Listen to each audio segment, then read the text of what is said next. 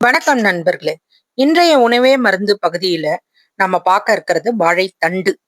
காயெல்லாம் பத்தி நம்ம பார்த்துக்கிட்டு வரும்போது வாழைத்தண்டோட பயன்பாட்டையும் நம்ம பார்க்க வேண்டியிருக்கு. பொதுவா வாழை மரத்துல இருக்கிற எல்லாமே நம்மளுக்கு உபயோகமானதுதான். அதனாலதான் வாழையடி வாழையா வாழணும்னு நம்ம வாழ்த்துறோம். பித்தத்தை தணிக்கவும் சிறுநீரை பெருக்கவும் வாழைத்தண்டு சாப்பிடணும். கபத்தை நீக்கவும் உடல் உஷ்ணத்தை தணிக்கிறதுக்கும் இந்த வாழைத்தண்டு ரொம்ப நல்லது. வாழைத்தண்டை பாத்தீங்கன்னா சாம்பார், பச்சடி, அதுக்கப்புறமா கூட்டு, பச்சையா சாலட் செஞ்சு கூட நம்ம சாப்பிடலாம்.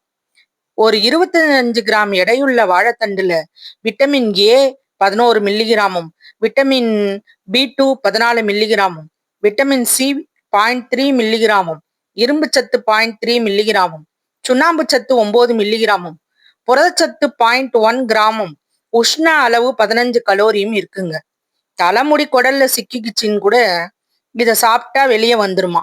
வாரத்துக்கு ஒரு நாள் உணவுல சேர்த்துக்கிறது ரொம்பவும் நல்லது. இந்த கிட்னி ஸ்டோன் வந்திருக்கிறவங்க, கிட்னி பிரச்சனை இருக்கிறவங்க இந்த வாழைத்தண்டை ஜூஸா எடுத்து சாப்பிடுறாங்க. சூப்லயும் இந்த வாழைத்தண்டு பயன்படுத்துது. வாழைத்தண்டு பொரியலாவும் சாப்பிடலாம். வாழைத்தண்டு எத்தனை பேருக்கு பிடிக்கும்? கமெண்ட்ல பதில் சொல்லுங்க. லைக் பண்ணுங்க, ஷேர் பண்ணுங்க.